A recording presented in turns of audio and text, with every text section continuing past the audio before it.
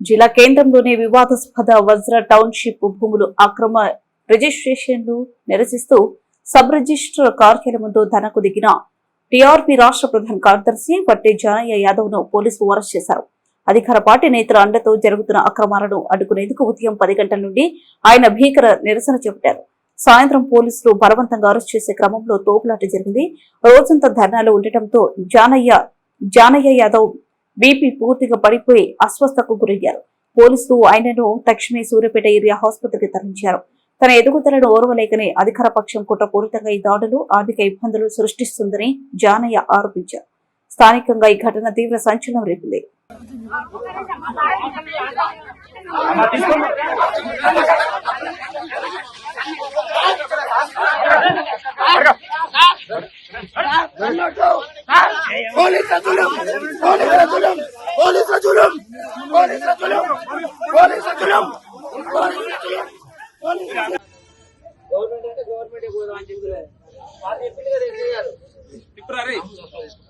మళ్ళీ ఆడికి పోదామండి ఇది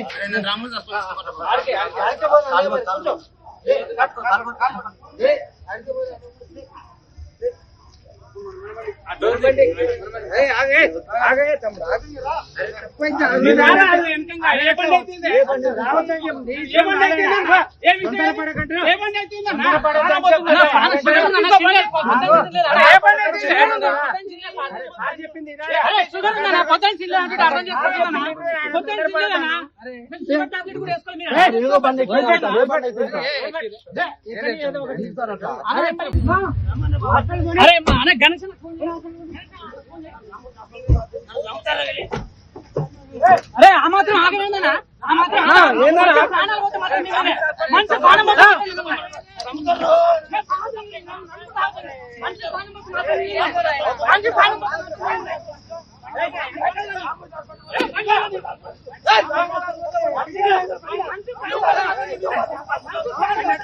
బండి కట్టం బండి